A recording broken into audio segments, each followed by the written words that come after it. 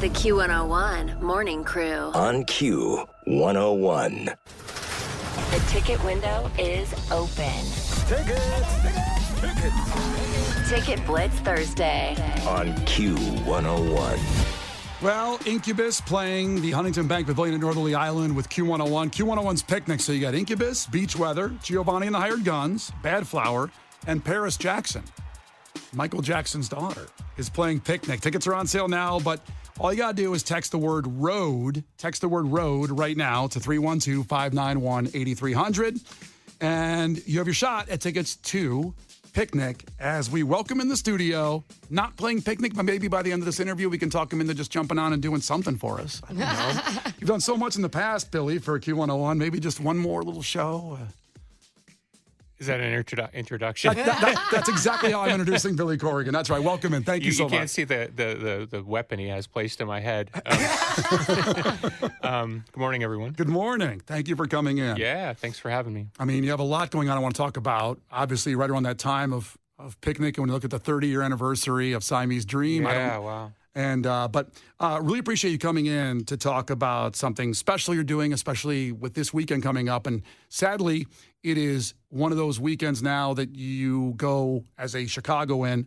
Oh, I remember where I was when I heard that or saw that, or like you living in the city where it happened, the tragedy last year on July 4th. Yeah, it was crazy because my tea house is about a block away from where the incident happened, and I had just texted my partner who was on a plane and said, is the tea house open because I want to go grab a bite to eat? And she said, no, we're closed today for the parade.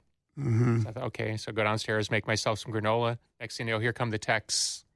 Oh. Did you hear what happened? Of course, the first couple hours, there was lots of speculation, the information. It went from there were over 50 people shot to then I heard there were only 9 people shot. And, there's a lot of different information. And then on top of that, we had an active shooter. So it wasn't unreasonable to think that, be careful if you're going to go outside because you don't know what's happening. Yeah. I thought a lot of things that day, certainly. Of course, we found out what happened. So, we did a benefit last year at my tea house, Madame Zuzu's, and raised, I think, about $300,000. Amazing. Jimmy Chamberlain and a bunch of other great artists came in to help, Perry Farrell, and gosh, so many people that day. And then, but I knew, and I did a lot of media. I was on national TV a couple times talking about Highland Park. But I knew that there was going to be a much longer tail on this kind of recovery. And so now here we are a year later, as we're having the first anniversary of this auspicious event, we're also sort of still looking around to see who needs help. Yep, absolutely. And you are doing help with a wonderful event through your other passion besides music. I mean, I shouldn't say other passion. You have several, but wrestling. Yeah, the National Wrestling Alliance, the oldest wrestling company in the world, 75 years this year. The NWA. Wow. Yeah. So we're coming back to Highland Park for a second time, and we're doing this benefit for the Cooper family. Cooper Roberts was the youngest victim that day. It's a total miracle he survived. Yeah. His injuries were vast and ongoing. And I found out, through some back channels that, and we had some third-party contact with the Roberts family after the incident. We kind of left them alone, but they knew that we were there if they needed help, me and my partner, Chloe.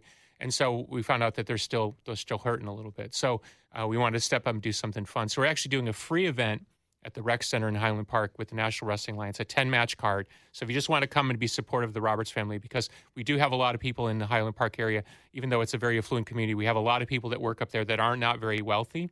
And so we want everyone to feel that they can come and support the family. And it's just donations encouraged. So that's amazing. Also, there's some kind of VIP packages, I believe, like $75 for a front row. That also goes to the family. We've sold some of those. And so if people want to go to nwatix.com. We're encouraging people to reserve their tickets in advance. And you can reserve your ticket for a very nominal amount. It's like $1 or $2 just to reserve your ticket so you can make sure you get a ticket because we do have a fire marshal capacity. Yeah. But we're encouraging certainly the big spenders to come in, and some people have already stepped up and are adding to the sponsor packages. So, but again, we want this to be a community event because, and I talked to Keely Roberts Cooper's mom about this on the phone. Cooper Roberts, in many ways, has become the face of that particular tragedy because he being the youngest victim. His twin brother was standing right next to him and thankfully wasn't hurt, but you can imagine the trauma that the brother has gone through. She told me that it took a lot of convincing to convince his brother Luke that his brother was actually still alive because he saw him laying there lifeless. Wow. I mean, 1,000 stories like this that we hear in the local community. So, Keely was really wise to point out that, though she really appreciates I want to do something for the Roberts family, we're trying to also publicly remind people that people in Highland Park still need your support. Even if it's just kindness, coming up and shopping in the local businesses. I certainly don't mind if you come to my tea house either. But the point is no, but listen, and I say that jokingly, but listen, as somebody who owns a business there, on July 5th, I wasn't sure anyone was ever going to come back to Highland Park again. Yeah. We have a very big downtown with a lot of different businesses, and we support a lot of people in the community with jobs. I wasn't sure you were going to get the customers back. I mean, once you have an incident like that, what is the protocol like? What is the next step? There isn't one. No. Unbelievable. Unbelievable what you did last year with that event, by the way, and the new one. So we'll have all this information if you're hearing this in your car.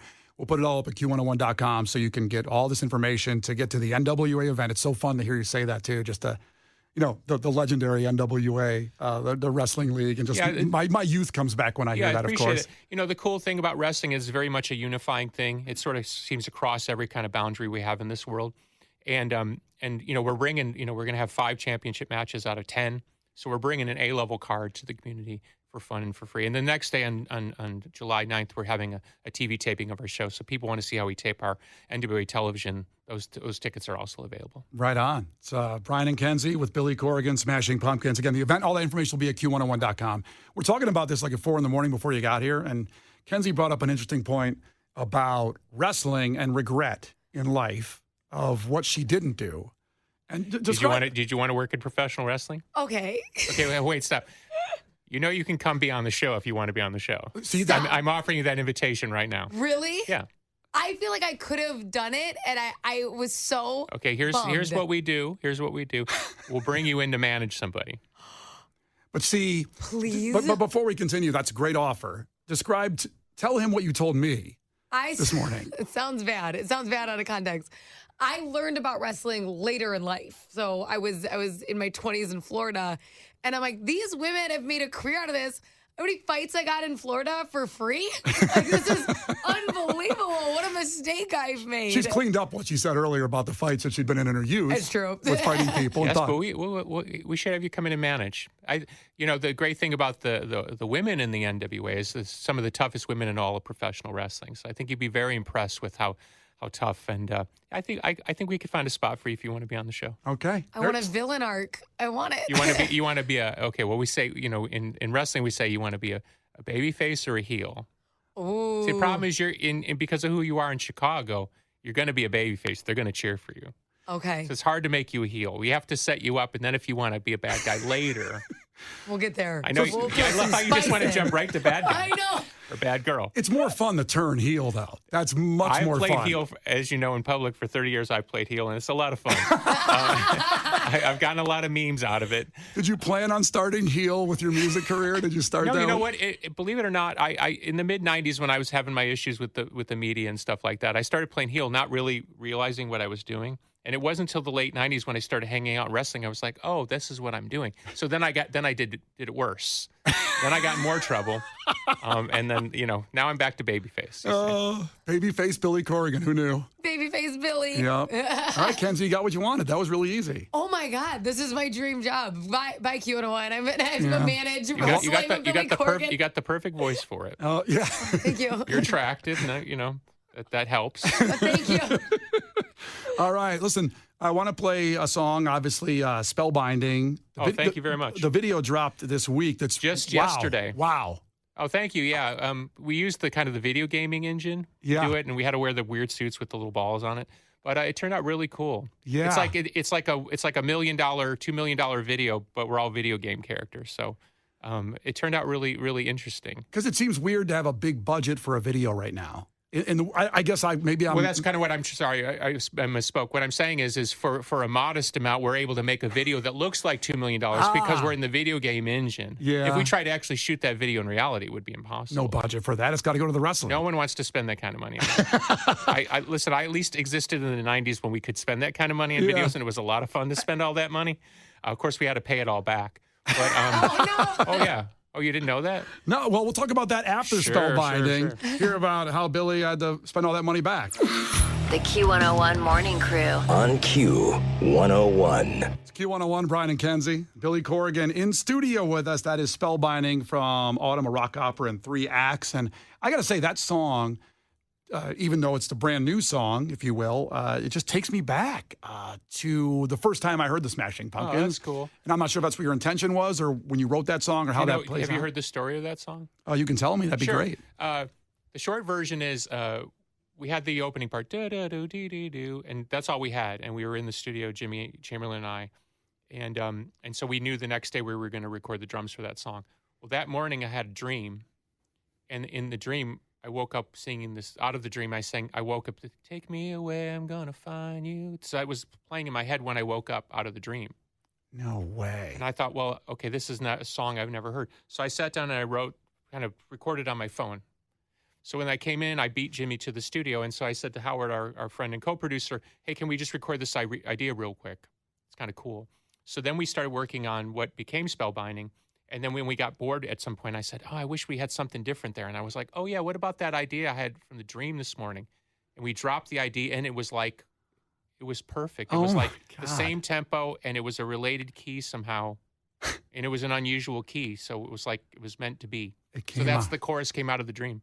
Wow. Oh, my dreams have never gotten me anywhere. I can't believe that. Dreaming up the toaster on or something. That's amazing. I know. I wish it happened all the time. Yeah. How though, like, let's say, you know, the songs that we know, let's just say like Cherub Rock, for example, 30th anniversary of Siamese Dream this year.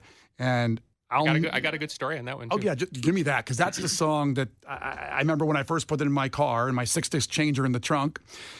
When you hear Jimmy's marching band, boom, it just, I instantly said, oh, my God.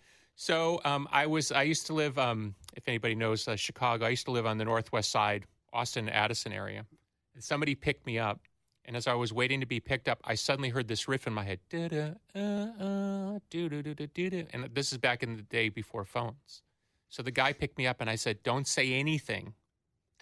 And I spent the 25 minutes going down Irving Park singing the riff in my head and got to my apartment, which was above the music box theater, grabbed my guitar and figured out the riff. And that's the riff. What? But it just came to me. I was just standing there. I heard this weird riff. It's like in my mind, very slurry. And yeah, that's it.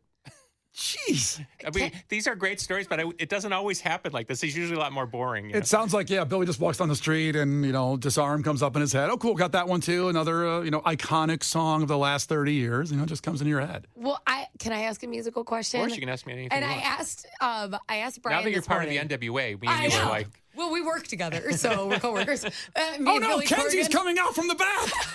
I want to do the announcing on that when she comes out from the locker room. Don't steal or my whatever. job. You can't be on all my I got stuff. it. Sorry, I want to hear your question, but that's it. She's out talking, saying hi to the crowd. You come out, and she's like, I didn't know you were going to be here. You're like, well, I jumped in my car. I wanted to say hi, and then you get mad, and then you turn on him. And I hit you with a chair. And you hit him with a chair. Which is what in I the want back. to do during the show. We don't do headshots. It's only to the back. Yeah. So there's I your can't reach his I head. got your heel turn booked already because he had a glom onto your spotlight. Yeah. This was your thing. He always does that That's to what me. I do. That's my character. That's All right, it. back to your question. Sorry. Okay. Anyways. I can't wait for this question because I know what she's going to ask you. Because I asked Brian this morning, just in case I was missing something very obvious. So I'm like, am I stupid? I love the song, and I've never known why. Why is it named Mayonnaise? And I even looked up the lyrics specifically because I'm like, maybe I'm mishearing some of the lyrics. Before you answer, I told her Billy loves mayonnaise on everything. And I do too. I put mayonnaise on everything. Well, I'm vegan now, so we do veganase. But there is a story to that. So the first time we went to Japan around 1991 or 92, we met the guy who was like our interpreter, and he worked for the record label. And so we were doing all these interviews, and they would just have you do endless interviews, like 12 hours of interviews, where you would just go absolutely nuts, right? Same question 12 times. So as we were bored in between some of the interviews, we grabbed a copy of our first album, Gish, and then we opened it up, and it was the Japanese edition. And then we saw that somebody had translated all the lyrics because there was not, and so one of the songs said something, it was Rhinoceros, the guy had written something about mayonnaise seas. He had misinterpreted my lyric. Oh my God. So we're seeing the lyric in English and Japanese. So I got upset. And so I said to the guy from the label, who the heck translated these lyrics? These are completely wrong. He goes, well, I did. Oh. And I go, mayonnaise sees? He goes, well, that's what I heard. So it became this running joke in the band about mayonnaise or mayonnaise sees or something. So it just seemed funny to us. I don't know. And another song. So it has no relation to the song. I feel so it's much an inside better. joke. It's an inside joke. Yes. I love that. I wanted to ask you and then just see what happened. And now I know what happened. It actually was a reasonable question, actually. Very reasonable. Well, listen, Billy Corgan's here to talking about the benefit that's going on with his National Wrestling Alliance, the NWA up in Highland Park to benefit. Obviously, this weekend, a lot of people have some really emotional things going on and memories of myself included of the events last year. So again, at Q101.com, we have all the information about this charity event coming up for Cooper Roberts and the victims. And so appreciate you doing that, by the way. For, true Chicagoan. You talked about riding the Metro train in today to get downtown. My joy. Your happy place?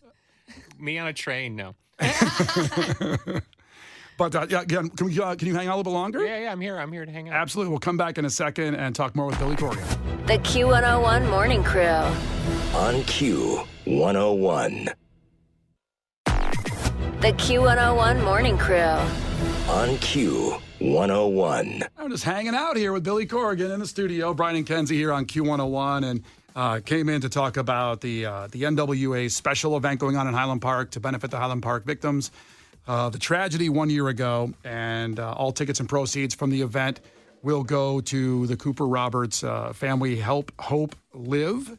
That organization, that's what it's called, correctly? Yeah, it's a little confusing because there's a GoFundMe and there's a 501(c), so people can donate to either. But we've arranged so when people come to the door or in advance, they're able to donate to either fund.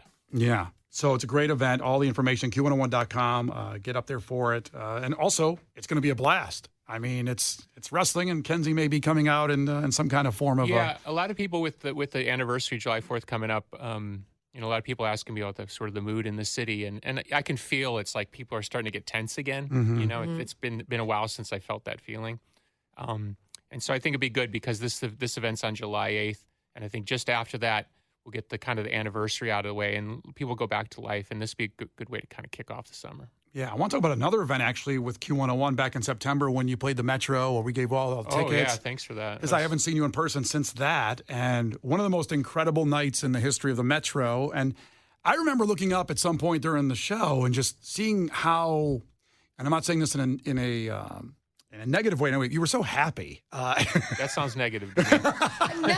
I mean, this very like you were having a party, and I just pictured yourself in some of the songs, thinking about the first time you played those songs at the Metro. Sure. That's kind of what I envisioned. I don't know if that's true or not. Well, I think if anybody knows the band story, it's not always been a bed of roses, to quote the lyric. So I think at this point for us to be together and be able to play those songs. I mean, when here we are, we're talking about songs that are 30 years old. Yeah, 30 years old, long time. It's hard for me to believe that Siamese is 30 years old this year.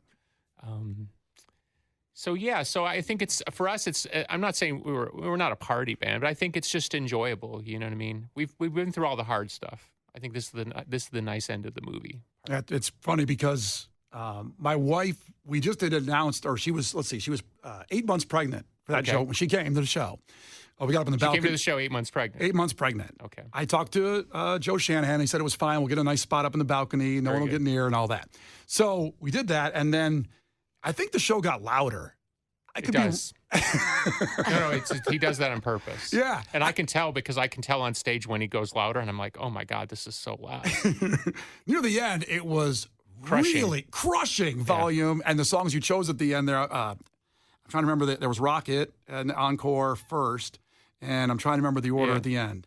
But anyway, it was so loud and long. And then at one point, my wife looked over and said, "I think our baby's going to be deaf."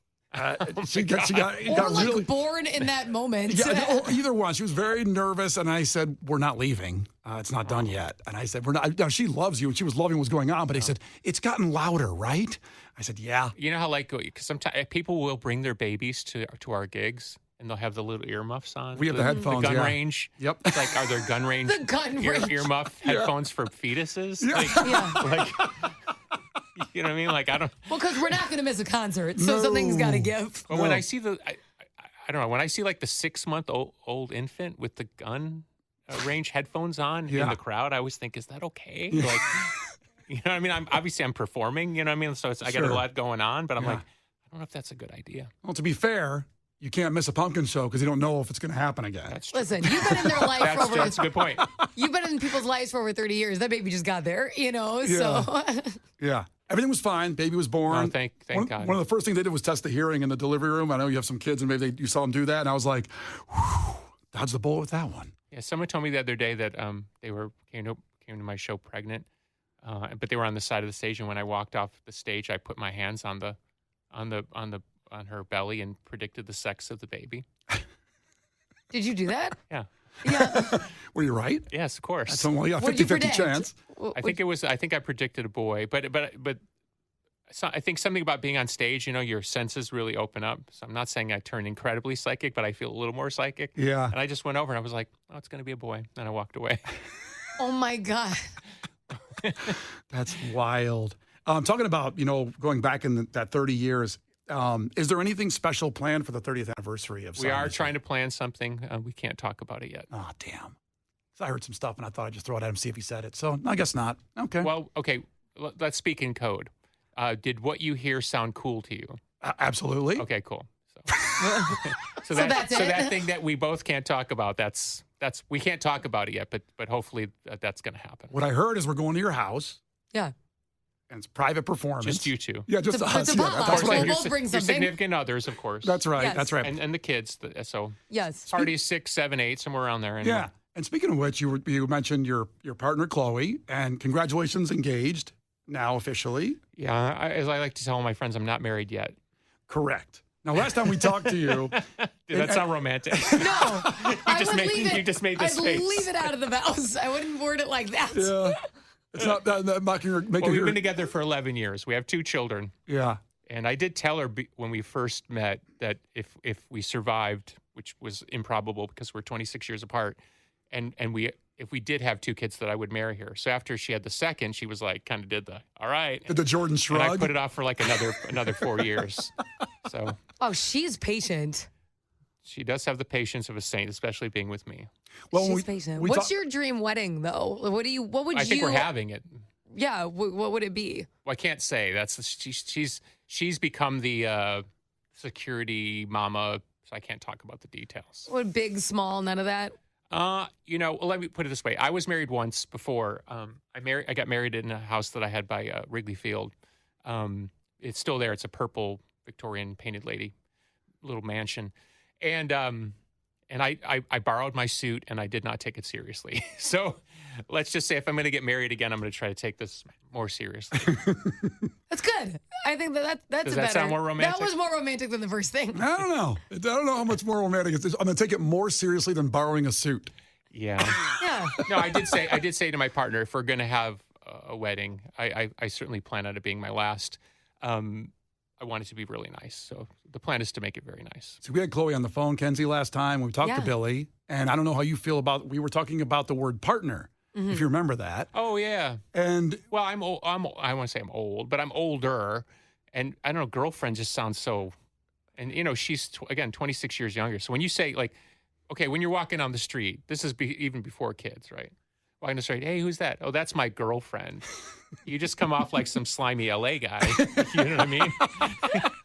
You know what I mean? You're like, yeah, wink. Sure, that's your girlfriend. You guys are What about you guys are recording in fiancé? the studio together. I'm sure you're writing some hits for her. You know what I mean? It's like that setup. yeah, So, partner just seems to be, I don't know, more PBS somehow. When you're married though, will you say wife or will you still say partner? Well, she's been saying husband for years. She even started in interviews. I think she was doing that thing where you sort of seed the world and it becomes reality. yeah. Wife, I guess, yeah. I'll figure it out. It doesn't sound like a little kid thing to say. So if that's the I don't know. Wife, I think the problem is we live in this very contentious culture where sometimes even the word wife, somehow people look at it sort of negatively. Yeah, I used to call my wife lady friend. before we got married. Yikes. I know. She didn't like that Lady at all. friend is, whoa. That's not I good. thought partner was bad. Lady friend is, that's a step down from girlfriend. That's not good. It's my lady. Because I'm like you. I don't like the word girlfriend. I'm older than her, too. So, and I was like, if girlfriend just sounded weird. Significant other sounds pretentious. Yeah, it sounds like a business. Even partner kind of sounds like a business Soulmate. relationship. Yeah. Oh, that's cute. Add more stuff like that. I'm to looking the at you. vows. I'm looking at you for the words that work. Yeah. Soulmate was good. Stick on that path. But then he has to say soulmate like in an interview. Like he'll say, "Oh, my soulmate." I'm going like, "Geez." Hey, Well, but she did drop that on me once because at some point I said to her like, "Look, I can't do this. I got to get away from you. You're making me insane." And she just looked at me and said, "That's fine. Do what you got to do, but you're my soulmate and you're not going anywhere." Oh. Oh, I love her. She sounds Oh great. no, she's no joke. Yeah. She's no joke. She runs the shop. And what was your response to that? You're like, okay. I knew she was right, which was really annoying. Did you ever have that? Not to be personal, but you ever have that where you love someone and they know it and you know it and you're like kind of stuck, but it's not a bad worst. stuck, right? It's kind of No, like yeah, because they know that they could like annoy you a little, but you're gonna be around. Like my husband told me it wasn't even a date. The first day he met me, he told me that we were gonna get married. wow. And He just knew. Yeah, the first. Okay, wait. So when he asked you that, did that freak you out? I go, we're either gonna get married or I'm gonna be like made into a lampshade. One of the two is gonna happen. my I God. can't tell which one. One of them. And he That's was awful. right. It was right. Yeah. Well, as we're finding out, relationships are complicated. They're They complicated. can be complicated in what you label on them, and just as long as you love each other and take care of each other. If you think being in the Pumpkins is hard, try being in a relationship with me. You know what I mean? Like, it's like partnering, I think, is the hardest thing in the world. I'm not saying that for everybody. I think falling in love and being with somebody and really building a life, I think, is really, really tough. I don't mean it in a negative way. Sure. Because the rewards, Right. now that I have kids and, I mean, that's better than anything I've ever accomplished in the world by far. Better than Cherubrock. Yeah. Even though it came in, I'm trying to do a segue into playing the song. I just Do wanna you play it. honestly think he's going to be like, no, I like the song better than my children? No, but I get the joke, but let me put it this way. My kids go through different levels of insecurity as they figure out, my son is 7 and my daughter's 4, as they figure out who I am in the world, in varying degrees. And at different times I see where it makes them feel insecure because they understand their father has a relationship with the world that they don't have any control over. Yeah. Or how, like, somebody will just come up to me in a store and they'll say, "Why did that guy come up and talk to you?" Well, he knows me from the band or something like that. It creates a little insecurity in them that's sort of unusual. Yeah. And sometimes whether I got to go on tour or whatever, it's typical stuff. Your kids kind of get grumpy, And I always say to them, like, look, nothing nothing daddy's created is more important than you. Oh. You are number one and number 1A. You understand? The two of you, like, you are the most important things. Look at that. That's really sweet. And I That mean is. it. I really do. I believe you, I man. feel that in the depth of my heart, whatever's left. No. Soulmates. Soulmates. And we talked so much about the 30th anniversary of Siamese Dream and something very special and awesome and cool coming. We'll try to have Kenzie do a wrestling move on Billy during the song. Let's I'm see if so we excited. get more information out of it. It's Brian and Kenzie on Q101. The Q101 Morning Crew. On Q101. Oh, I was in my Chrysler LeBaron two-door. There you Two-door with no convertible, though. Didn't splurge for the convertible in that situation. It's a bad deal. Bad deal, that car. But hearing that song reminds me of that car, and I loved that car. That was my first car I ever had that was, decent. That didn't, you don't see, one thing I wonder is you don't see junker cars on the road very much anymore. There's No. like old cars, but they all look pretty nice still. Yeah, whatever the junker market's pretty dead, I think, right? Just the catalytic converter market is big, but other than that, yeah, the junker car market, Yeah. I don't know. We have Billy Corgan here, Brian and Kenzie on Q101, and so graciously came in today to talk about a charity event he has going up, the NWA, the wrestling event up in Highland Park at the Rec Center of Highland Park, and it benefits charitable fund for Cooper Roberts. As we approach this weekend, I mean, all of us are getting that little pit in our stomach over the tragic events a year ago, and everybody remembers where they were and how that day played out, how long it did too, how long. And so we really appreciate you doing that, as you've already done a ton of stuff for Highland Park and the family, so we appreciate that. Yeah, I mean, it's not a role I would have expected. You know, I've lived in Highland Park for about 20 years, and my children were born there, and that's, of course, where I have my tea house business. But, you know, having to kind of step into a leadership role, it's not something I would have expected. But the amazing thing is, and this is where I would encourage other people to lead, is the level of support I've gotten from the community, because I sort of put myself out there and said, I need to do something. So many people have stopped and thanked me, said, thank you. That's what we need. Like, we need people to step up. Yeah. It's one of those moments where you don't wait for somebody to ask you, you just do. Yeah. And until you're in a situation like that, like, perfect example, there's a shop next to us, and we're very friendly with them, called Once Upon a Bagel. And two of the gentlemen that worked at Once Upon a Bagel, I think still work there, you know, they were both shot. But they were also in a situation where they couldn't take off work. So once everything opened up, like, say, a week after the incident, they were back at work they still had shrapnel in their bodies. Oh, my God. And somebody brought me in there to say hello to them, because the owner of the place at the time wanted me to meet them so that they could understand that I was one of the people trying to raise money in the local community. And their first reaction was so off-putting, and I felt bad. And what it was is they thought people were coming in to stare at them. Oh. Like a tourism thing. Because, Yeah. as you That's can imagine, a lot of horrible. people flooded into Highland Park because there were the makeshift memorials. So that whole summer last year, we had a lot of people just come in the community to pray, grieve, talk, candlelight vigils, yeah.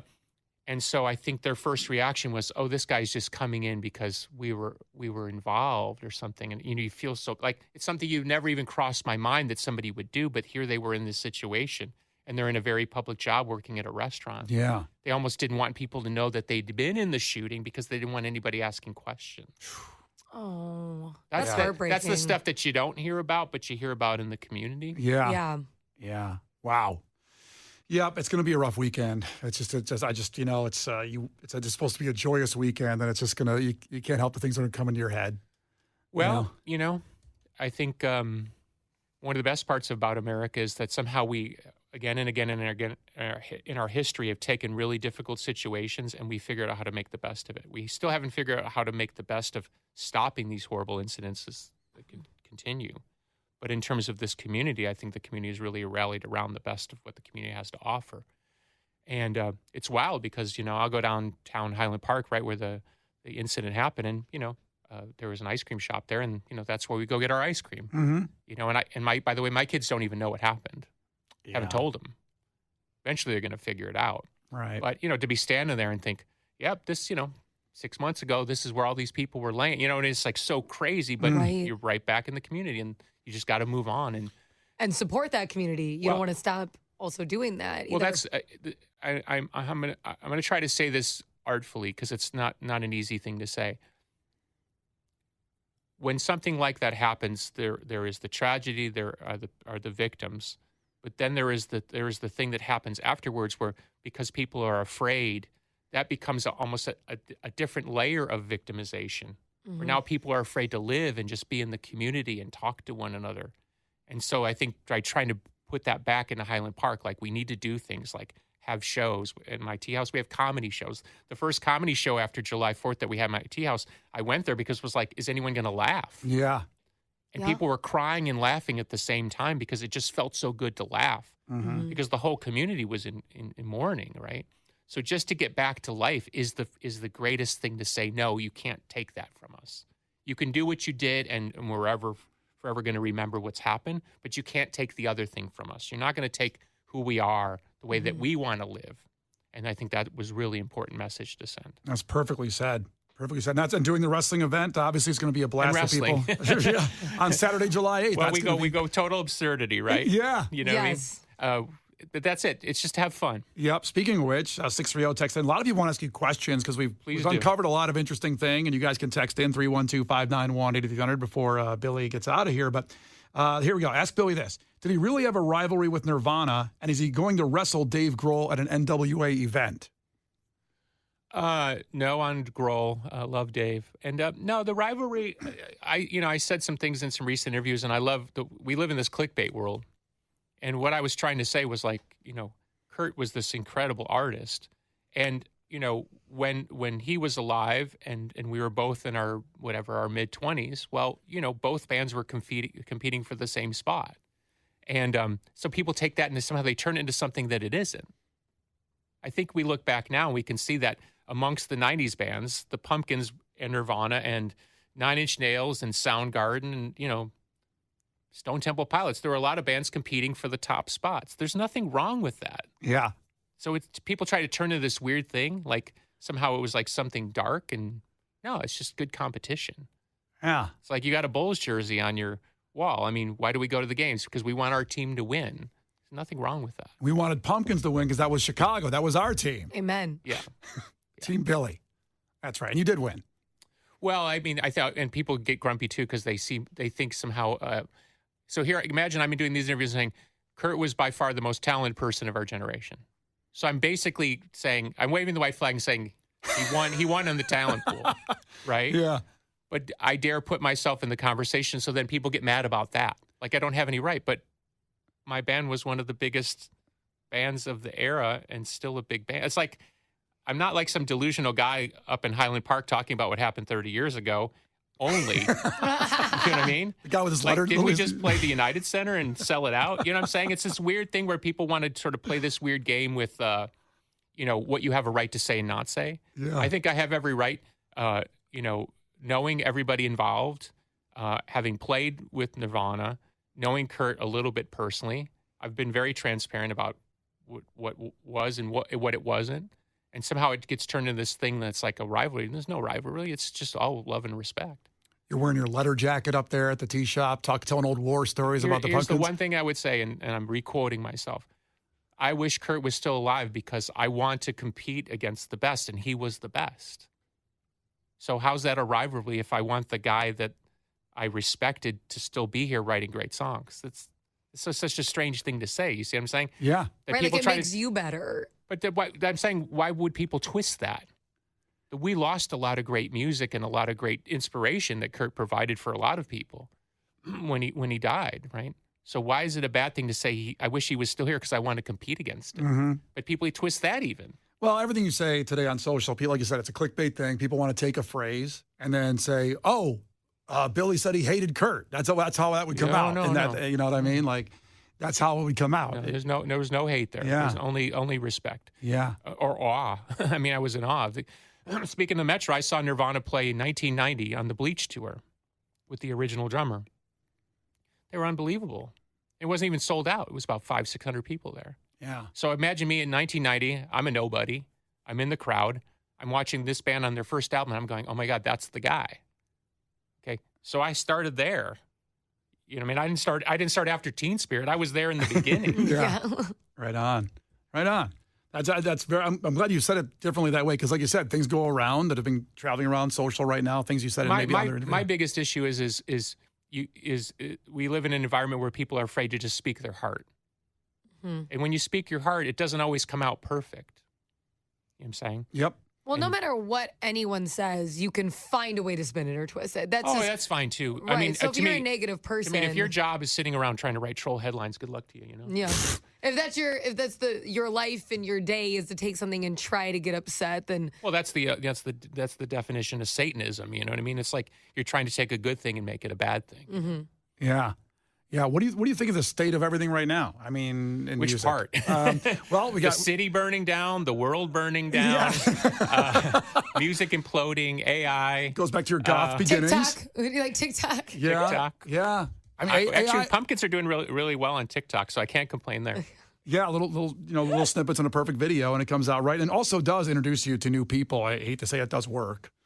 What did Booker T, the great wrestler, used to say? Don't hate the player, hate the game. Yep. Yeah.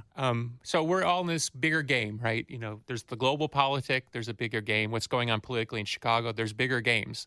I think the average person feels they can't really do much at all.